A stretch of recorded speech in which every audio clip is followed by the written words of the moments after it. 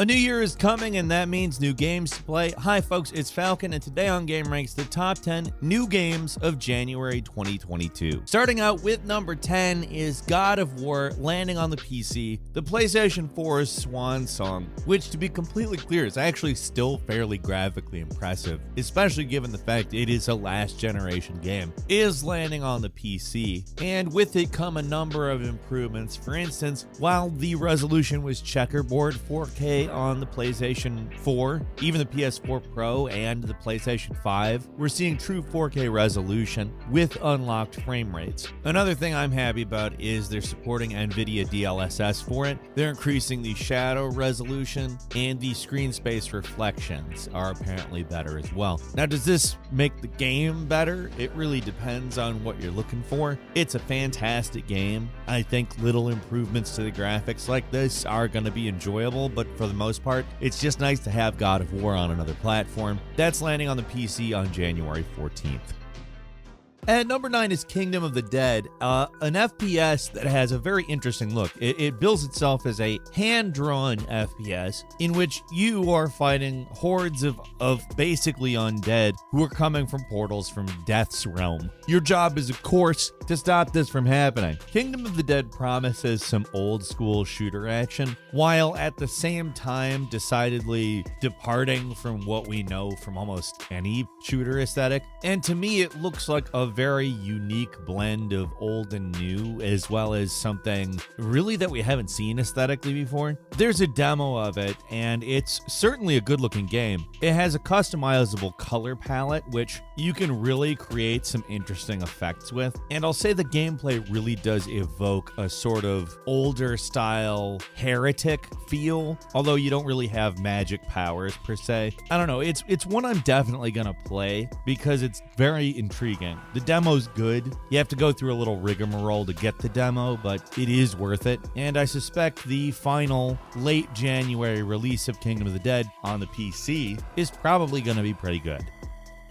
And number 8 is the Anacrusis, or what we could appropriately call Space for Dead, or Left for Space. It's a 4-player cooperative first-person shooter where you and several other players are stranded on a huge ship way out in deep space. As it turns out, there are hordes of aliens in this area who board your ship, and all 4 of you think, oh, it might be good to attempt to defend ourselves. Now, the 2 main selling points of this game are the wild weapons and the fact that the game is run by an AI driver, and therefore you never play the same battle twice. Now, what we have here is an early access game landing in January that is billing the experience that they're selling right now as Season 1, and that there will be an unfolding mystery over several seasons, which is interesting, but at the moment I'd even say that the game itself as a single season looks intriguing. It's certainly got an interesting look to it, something that I would bill as unique. If I were to play this game a lot, I would certainly call it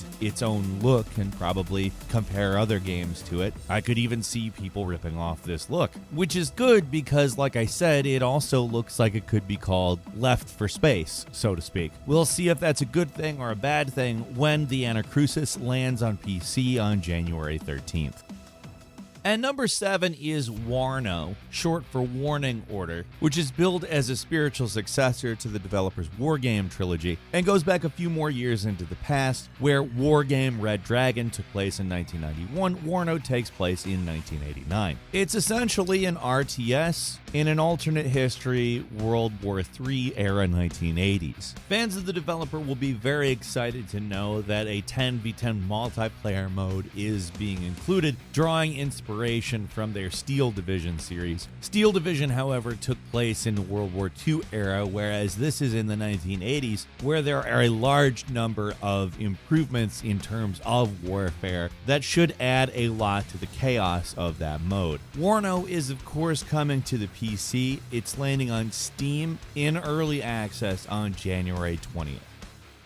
And number 6 is Diplomacy is Not an Option, which is telling you basically everything you need to know about the game. It is a battle. Well, I mean, there's a little bit more to it than that, though. Not quite a real-time strategy game. It's a simple city builder and a tower defense game that integrates some various strategy elements into a mix that is actually really fun. There is a demo available now. You should check it out if you're interested in it, because it's kind of what sold me on this. It's not that I don't like the sort of detailed simulation of diplomacy and the various minutiae of civilization and other city building strategy games, but sometimes you don't really realize you need a change, and it becomes a very welcome one, and that is basically what I would build this game as. It's got a nice, unique, low poly look to it. It's very colorful, and it's got some really overpowered, frankly bizarre special attacks, and all this comes together to something frankly pretty unique. I'd recommend playing the demo now. I think it's a ton of fun. Diplomacy is Not an Option releases on PC January 26th.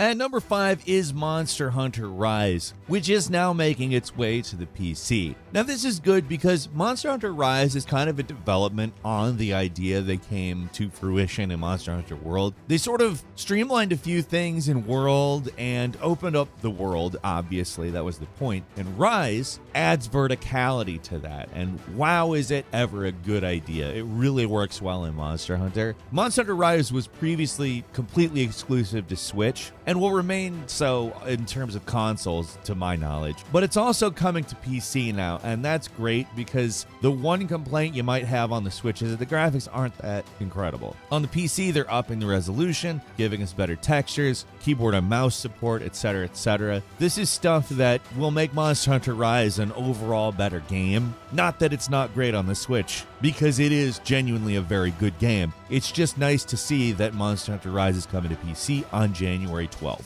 At number 4 is Uncharted Legacy of Thieves Collection, which brings us the two most recent Uncharted games, Uncharted 4, Thieves' End, and Uncharted The Lost Legacy. Now, both of these games are incredible, and they've gone ahead and, to at least some extent, remastered them. I don't think, personally, I'm finding any, major graphical differences, but the resolution's definitely better, it's definitely running better, and I'm sure that there are improvements in terms of textures and other various elements. I'm interested to see exactly how far they went, considering how good the games originally looked, but I'm actually kind of just happier all around that you'll be able to play these on both PlayStation 5 and on PC on January 28th.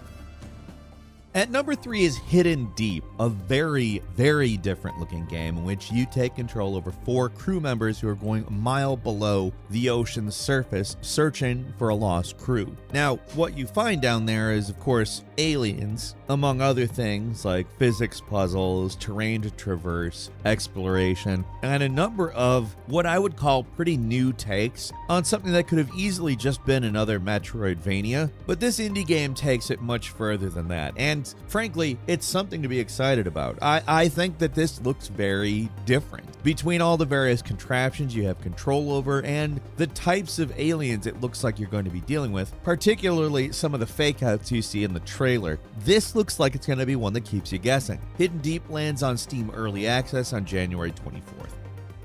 And number 2 is Tom Clancy's Rainbow Six Extraction, which is an expansion on a mode that we saw in Rainbow Six Siege back in 2018 called Outbreak. Now, that mode is pretty good, but Rainbow Six Extraction is kind of a sci-fi standalone game that doesn't actually focus on player versus player, but instead gives us sort of 3-player co-op Rainbow Six tactical action in the context of the scenario that we are familiar with Outbreak. Now, this is not a takeoff on Left 4 Dead. This is a Rainbow Six game. So you're going to see a slower pace than you might be used to. And I think that's a very interesting idea because a lot of the genre itself is made up kind of Left 4 Dead aspirants as well as spiritual successors. Now, that is by no means an insult. There's a ton of great games. I play a lot of those games. They're a lot of fun. But this is just something different that I think could very well be very worthwhile as its own game. Rainbow Six Extraction is landing on just about everything, the PlayStations, the Xboxes, and the PC on January 20th.